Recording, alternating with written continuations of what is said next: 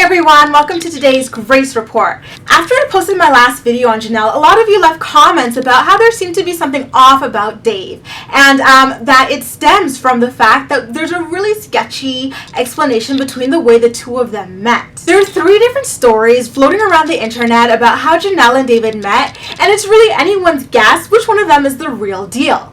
So story number 1 is that Jenelle was just casually minding her own business, flipping around Tinder like she pretty much always does, when David's 1,000-mile stare caught her eye and caused her to immediately swipe right, and then she's never looked back since. You know what? Can we just take a second here to pause and wonder why the hell Jenelle is always on fucking Tinder? It's like she literally just logs on Tinder the day after her engagements end, and she's had a lot of broken engagements, and just picks a flavor of the month from there. It's literally like she just can't stand to have the time to parent her children or something. I'm willing to bet that if Jenelle spent even 1/4 of the time that she spends on Tinder into parenting, and the other quarter into staying out of jail, Jace would no longer have to cry to himself about how his mommy always chooses men over him. Kaiser would actually look to her for comfort when he hurts himself or when he's scared, instead of running away from her or looking at the crew. And she might even become a contributing member of society. I mean, think about it. The possibilities are literally endless. If you believe Jenelle's tale, then the two of them chatted online for about 2 months before meeting in person, and David didn't know that she was famous until he looked at her online profiles and saw that anytime she'd upload a photo or whatever, she'd get thousands of likes and comments. I'm sorry, but is anyone else smelling the BS in here?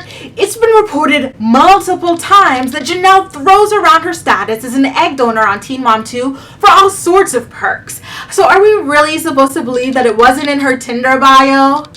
That it wasn't in her automatic message signature, or however the hell that thing works? Why the fuck you lying? Why you always lying? Oh my god, stop fucking lying! Okay, so story number 2.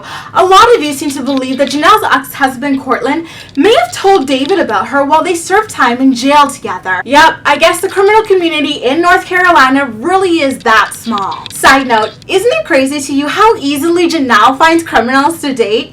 I mean, I don't even have any in my social circle, and I'm sure as hell not looking for any to date.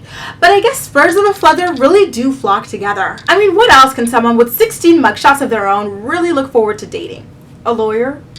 Anyway, it's been confirmed that both Courtland and David really did serve time together at the News Correctional Institute back in 2014. Special shout outs to my co-reporters Mama Cindy and Teen Mom Truths for digging that up. This was all revealed when Courtland went on a major Twitter rampage about David and Jenelle's then newly announced relationship. He tweeted something along the lines of, "You've got to be fucking kidding me. Jenelle, you're fucking kidding me, right? David and I were in the same prison together. I trusted him, man. What the fuck? Awkward." Guys, if you had a casual acquaintance that you casually mentioned your ex to and came to find out that they began dating, how would you react? I think the average person would just laugh it off and keep it moving, especially if this was the same ex that charged you and multiple other people with domestic violence. I mean, good riddance, right? So why was Courtland being so dramatic? What the heck could he have meant when he said that he trusted David?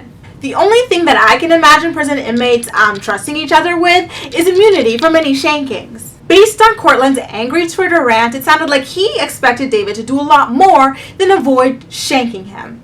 It sounds like he trusted David to avoid banging his ex-girlfriend, which means he told him about Jenelle, which means that there is a 99.99999999999999999% chance that he told David that Jenelle was a reality television star. I mean, who wouldn't want that kind of street cred in the slammer? All jokes aside, I'm sorry, co-reporters, but I'm really not understanding this theory. I mean, how exactly does Courtland benefit from David and Jenelle dating? I highly doubt that David is making any money dating Jenelle. She seems like the type of sugar mama who's more interested in having you, ride along for the lifestyle with her, as opposed to her tricking off on you with walls of cash and stuff. I mean, yeah, she probably gives him gifts, but whatever. It's nothing really substantial that Courtland can benefit from. Do you think that he asked David to mess with her head?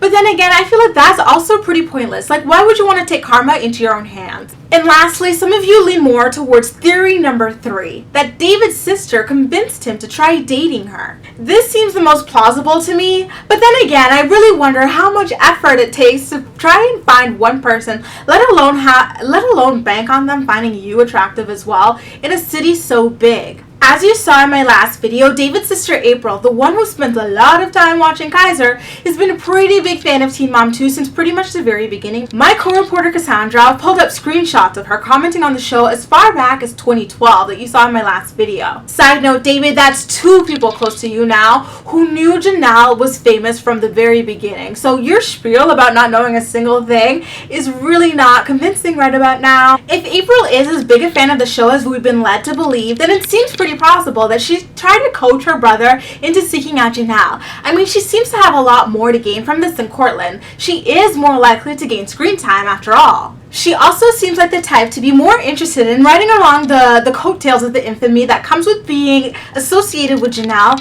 than with the actual money itself.